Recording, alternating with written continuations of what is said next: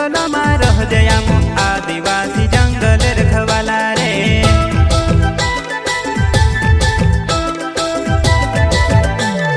चल जंगल जमीन काजे पूजे रे आदिवासी दुनिया ने रखवाला रे।